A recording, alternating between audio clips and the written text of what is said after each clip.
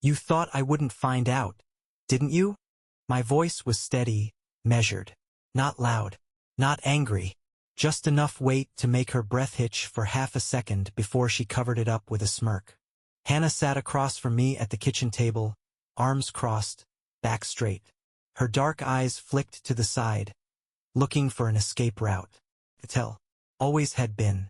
Edward, I don't have time for whatever this is. She reached for the coffee mug beside her.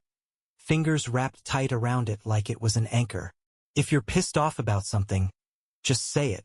I leaned forward, forearms resting on the table, letting the silence do the work. Let her feel the weight of it. People rush to fill silence when they're guilty. She took a sip, swallowed hard. I've got work. You weren't at work last night. Her grip tightened. Another tell. This was a woman who prided herself on being unreadable, but I'd studied people for a living. Lies weren't that different from battlefield maneuvers, predictable, clumsy under pressure. A slow exhale, then a shrug. Stayed late at the shop. Crashed at Julia's. Julia must be real understanding, considering she left town last week. Hannah blinked.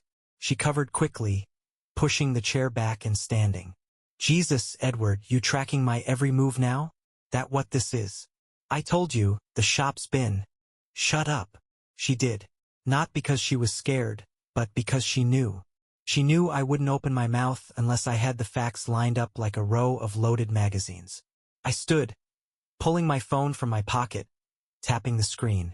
The image came up instantly, grainy surveillance footage from Ray, time-stamped and clear. Hannah stepping out of a shitty apartment complex on the other side of town. Same sweatshirt she was wearing now, but yesterday evening.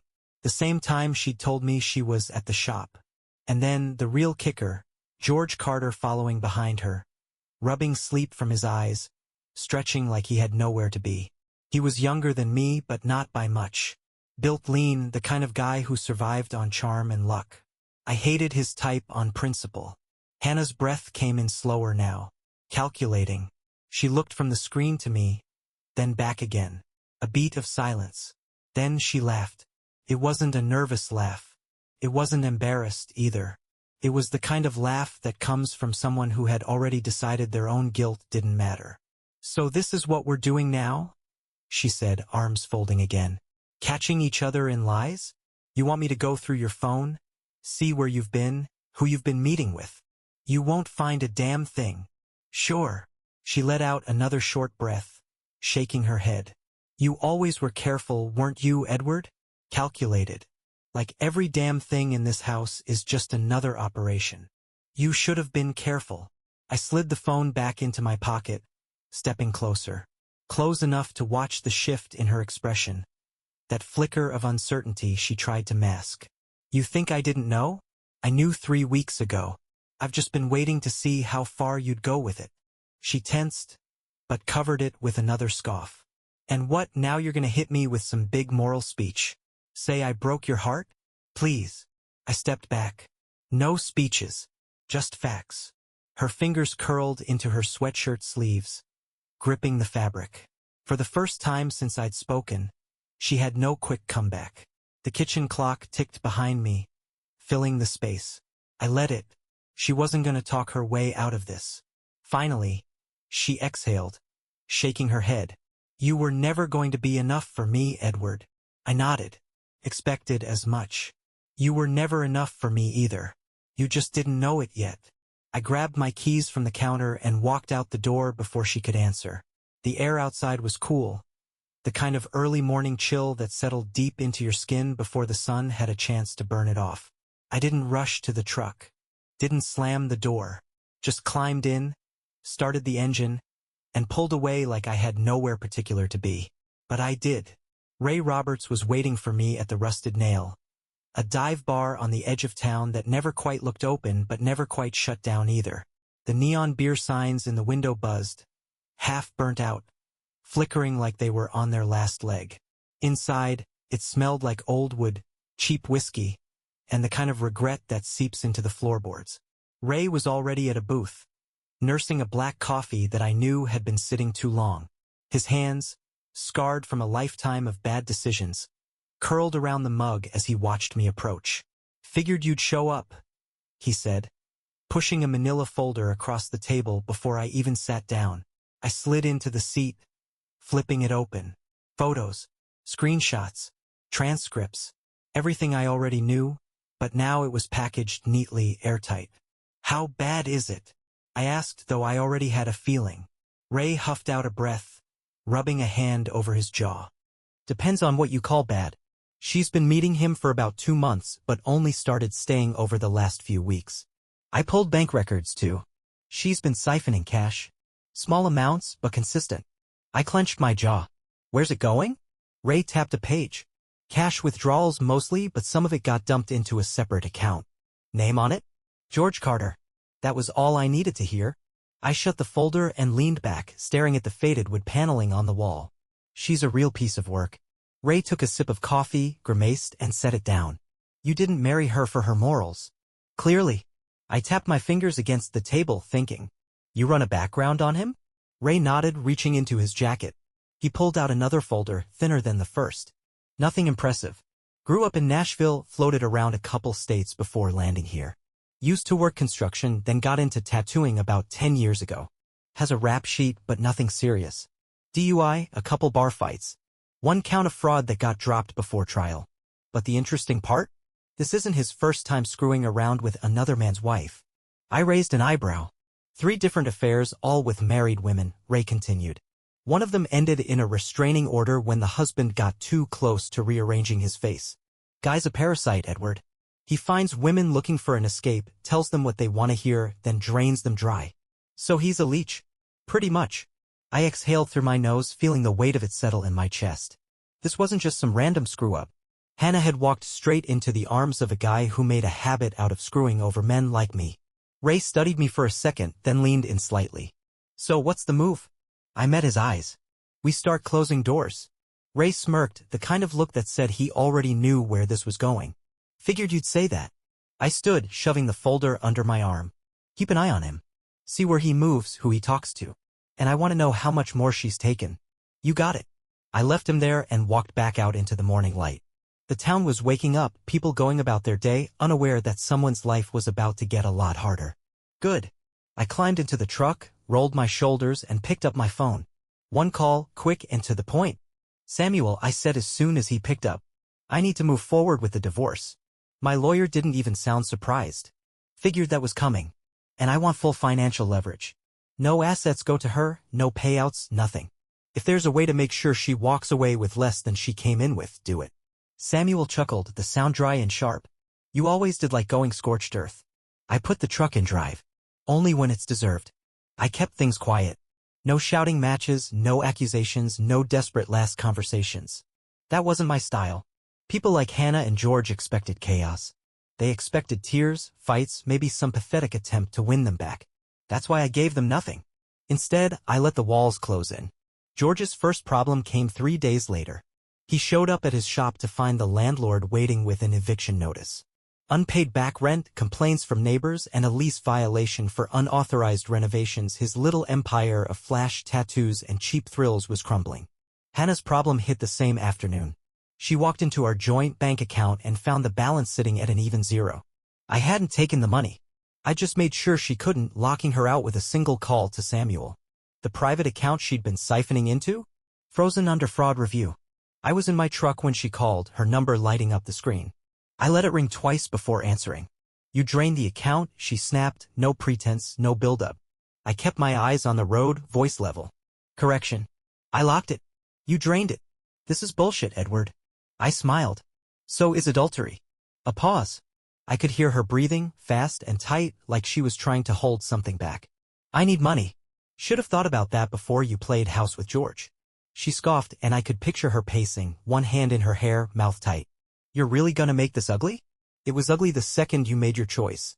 Her breathing steadied, settling into something controlled. That was the thing about Hannah, she always thought she could find an angle. I have rights. You can't just cut me off. You'll get whatever the court decides you deserve, I said, voice sharp. Which, given the circumstances, won't be much. She hesitated.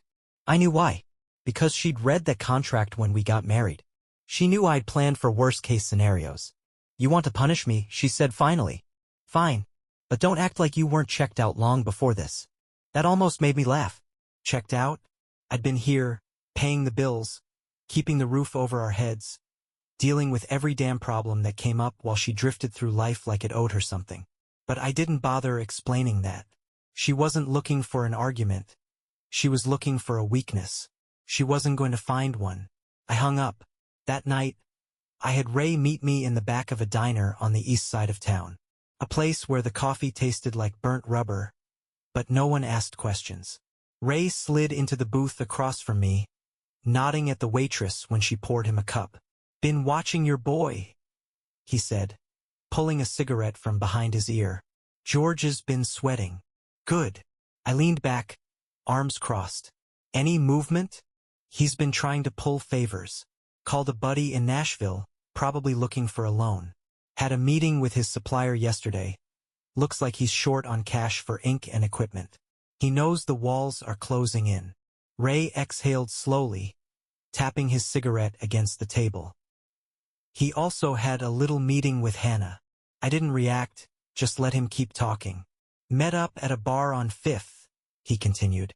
"Wasn't exactly a romantic reunion. He's nervous, she's pissed. My guess? He's starting to realize she's more trouble than she's worth." That didn't surprise me. George had no problem chasing married women, but he wasn't built for commitment. He liked being the escape, not the responsibility. And now that Hannah was losing her safety net, she was looking at him to step up. Ray smirked, shaking his head. "You really did a number on them, man." I took a sip of coffee. "Not done yet." Ray chuckled. "Didn't think so." We sat in silence for a while, the low hum of conversation around us blending with the sound of silverware clinking against plates. I stared out the window, watching the streetlights flicker against the asphalt. "Gonna corner 'em soon?" Ray asked. I nodded. "Let them squirm a little longer. Then I'll make sure there's nowhere left to run." George tried to run. Not literally, he wasn't that stupid. But the moment things got tight, he started scrambling for a way out. He pawned some equipment, tried to talk his way into a loan, even called an old friend who used to run a shop in Kentucky. But no one wanted to back a man whose reputation was circling the drain. Hannah wasn't faring much better. She tried to act like she was holding steady, but I knew better. She was losing ground fast, and when a woman like her starts slipping, she grabs for whatever she can. I gave it another 2 days just to let the pressure build. Then I set the meeting. A quiet spot, private. One of the training facilities I used for my security firm, a plain, nondescript warehouse on the edge of town. Soundproof, locked down, no interruptions. They showed up because they didn't have a choice. George walked in first, hands stuffed in his jacket pockets, eyes flicking around like he was already looking for an exit. Hannah followed close behind, arms crossed, mouth set in a hard line. I was waiting for them at the center of the room, leaning against a steel table, phone in hand. The second they stepped inside, I locked the door. George noticed. "What's this?" His voice was steady, but there was an edge to it. "Just a conversation," I said, setting my phone down. "You sit or you stand, but we're gonna finish this." Hannah's shoulders squared. "If this is some kind of intimidation, it's a reckoning." I met her gaze, let the silence settle. She didn't look away, but she shifted slightly, weight moving to one foot. A small thing, but I caught it. George sniffed, rolling his shoulders. "Look, man, I don't know what you think you're doing, but..."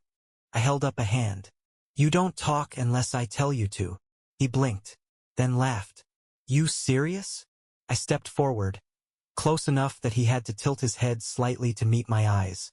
"Try me." His jaw tightened. He wasn't small, but he wasn't a fighter either. He made a show of standing his ground, but I saw it, the slight shift backward, the way his fingers twitched like he was debating raising his hands. He didn't. I turned back to the table, tapping the screen of my phone. The surveillance footage played on the tablet beside it, clear and crisp. Hannah leaving George's place. George talking to his supplier. Bank transfers. The whole mess, laid out in front of them. "This is everything," I said. "Everything I need to make sure neither of you walks away from this clean." Hannah's nostrils flared, but she didn't speak. She knew better than to lie now. George ran a hand through his hair. "All right, man, what do you want?" I smiled, slow and deliberate. "I already have what I want. You're just here to see it play out." Hannah's voice was tight. "You're ruining my life over this?" "No, you ruined your life. I'm just making sure you feel it." She opened her mouth, but I kept going. "Your assets are frozen. Your name is on every fraudulent transfer you made, and my lawyer has enough to bury you in court. You'll walk away with nothing. No house, no savings, no safety net. And George," I turned to him, "you're done in this town. Landlords won't rent to you.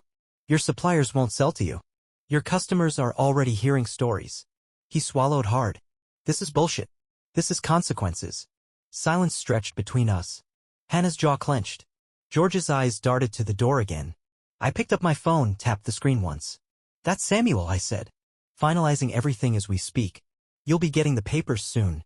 Hannah's breath shuddered slightly, but she caught it before it broke. "And if I fight it?" I shrugged. "Fight all you want. But I'd be careful. You've still got one thing left, and that's your reputation. You drag this through court, you won't even have that." She didn't respond. I turned back to George. "You? I suggest you pack. Tonight." He squared his shoulders. "Or what?" I stepped forward again, lowering my voice. "Or you'll find out just how much worse things can get." Another silence. Then, without a word, George turned and walked out. Hannah stood there a second longer. Then, just before she followed, she looked at me. "You don't feel anything about this?" I met her eyes. "I feel like I just took out the trash." Then I unlocked the door and let her leave. George was gone by morning. Packed what little he had left and skipped town without so much as a goodbye. Word spread fast. His shop was already closed up, the windows dark, the landlord stripping the signage before noon. His name would be forgotten in a week, just another cautionary tale people muttered over beers. Hannah didn't leave, but she might as well have. She tried to act like she was holding steady, but the cracks were showing. The house felt different without her in it, quieter, cleaner, like it had shed something diseased. She was staying with a friend, or maybe she was bouncing between places. I didn't care enough to find out. Samuel had the papers drawn up and served before the week was out. A clean break, no assets for her, no alimony. Hannah was smart enough to know fighting it would only dig her hole deeper, so she signed. No scene, no final words. Just a signature on a dotted line. I expected her to reach out to throw out one last barb, but she didn't. Maybe she finally realized I wasn't the type to be guilt, or maybe she had her own pride left to salvage. Either way, I wasn't losing sleep over it. Ray met me at the range a few days later. He showed up in his usual half-wrinkled flannel, a cigarette tucked behind his ear, carrying 2 coffees that looked like motor oil. I was already in the shooting lane, loading a fresh mag into my pistol when he stepped up beside me. "So that's that?" he asked, watching as I lined up the shot. "That's that." I pulled the trigger, the shot cracking through the air. "Center mass." He nodded, taking a sip of his coffee. Thought she might put up more of a fight. She knew better. I fired again. "You push a bad position, you just get wiped off the board faster." Ray smirked. Spoken like a man who's been playing this game a long time. I set the gun down, rolling my shoulders. "I have." He leaned against the divider, watching me. "So what now?" "Now?" I exhaled. "I move forward. That's simple. That's simple." He made a low sound in his throat, something between amusement and approval. "You know, most guys, this kind of thing wrecks, em." "I'm not most guys." "No, you're not." He tossed his empty cup into the trash. "Still, gotta admit, I thought you'd at least get a little sentimental about it." I looked at him. Sentiment doesn't change reality. He let that sit for a second before nodding. "Fair enough." The rest of the afternoon was spent how I liked it, on my own terms, handling my own business. No distractions, no dead weight. My security firm was moving into new contracts, and I had things to oversee. It was work that made sense, work that didn't come with lies and weak excuses. By the time the sun started dipping low, I was back at my place, standing on the porch with a beer in hand, watching the sky turn from burnt orange to deep navy. The house was quiet. Peaceful. The way I liked it. There was nothing left to mourn. No loss. Just a problem dealt with, a chapter closed. Hannah would be fine. Or she wouldn't. Either way, it wasn't my concern anymore. I took a slow sip, letting the night settle in. For the first time in a long time, everything was exactly as it should be. The weeks passed and life settled back into a rhythm. Not the same as before, but something better. Tighter. I ran my business, trained my men, took contracts that made sense. The distractions were gone. The weight had been cut loose. Hannah disappeared from my periphery. I didn't ask where she went and no one volunteered the information. She wasn't my problem anymore. A few times I heard whispers. She was couch hopping, trying to land steady work, talking about getting out of town. Maybe she did, maybe she didn't. Either way, I wasn't looking over my shoulder. One night, after locking up the office, I got a call from Samuel. I picked up on the second ring. "It's done," he said, no lead-in. "Court signed off on everything. Divorce is finalized." I didn't say anything for a second, just let the words settle. A year ago, I might have felt something. Now, just confirmation of what I already knew. "Good," I said. "She didn't fight it," he added. "Didn't even ask for a settlement. Smartest thing she's done in a while." Samuel chuckled, low and sharp. "Figured you'd want the official word. Enjoy the rest of your night." I hung up and slipped the phone back into my pocket, then sat there in the truck for a minute, listening to the low hum of the engine. No anger, no regret, just clarity. A couple nights later, I ran into Lucas, the taxi driver, outside of a diner downtown. He was leaning against his cab, lighting a cigarette, his eyes cutting over to me as I approached. "Been a while," he said, exhaling a stream of smoke. "Figured you might have skipped town." I smirked. "You know better than that." He nodded, dragging on the cigarette. "Saw your ex the other day." I didn't react, just waited. "She was with some guy. Some barfly type. Not your problem. Just thought you'd like to know." I met his eyes. "I wouldn't." That made him chuckle. "Yeah, didn't think so." We stood there a minute, the night quiet around us. Lucas had a way of reading people, a skill left over from his reporter days. I knew he was waiting to see if there was anything left in me about Hannah, if maybe I was just pretending to be over it. I wasn't.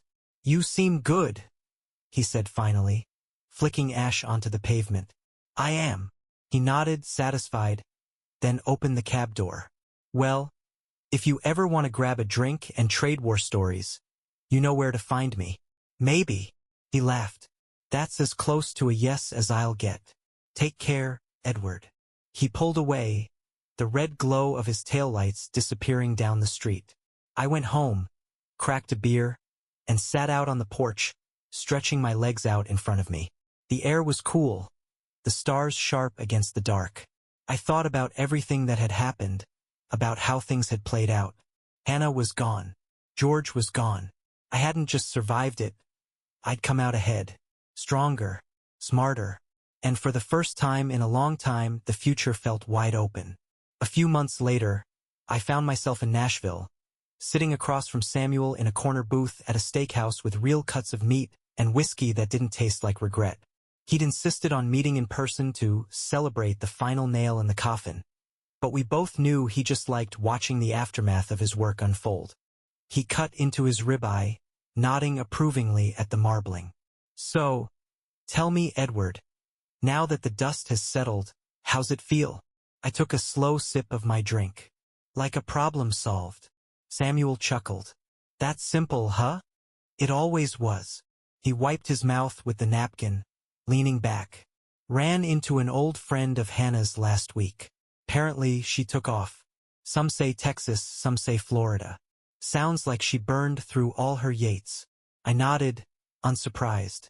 Some people don't know when to quit. "Nope." He took another bite, chewed thoughtfully, then smirked. "And your buddy George?" I didn't answer right away, just let my drink settle. George Carter was a non-factor now. Last I heard, he was bouncing from one tattoo shop to another, drinking too much, running his mouth in the wrong circles. A man like that didn't last long without someone to prop him up. "He's exactly where he was always going to end up," I said. Samuel lifted his glass. "Well, here's to the predictable fall of predictable men." We drank. The conversation shifted, business talk mostly, plans for future investments. We wrapped up a little after midnight, parting ways outside the restaurant with a firm handshake and a nod. No drawn-out goodbyes, no unnecessary words. By the time I made it back to my place, the house was silent, just the way I liked it. I dropped my keys on the counter, cracked open a beer, and stood by the window, watching the dark stretch over the fields behind my property. No more noise. No more bullshit. I pulled out my phone and scrolled through my messages, stopping on one from my son. Short. Direct. Thanks for the help. We're good. I tapped a response. Anytime. There was nothing else that needed to be said. He had his life and I had mine, but the connection was there, solid and unspoken. Setting the phone down, I exhaled slow, letting the weight of everything settle in. I'd been tested. I'd taken the hit, absorbed the damage, and kept moving forward. Hannah thought she was escaping something when she ran to George. Thought she was breaking free. But she'd only shackled herself to a sinking ship. Me? I wasn't tied to anything. The past was done. The future was mine. And I'd never felt more in control.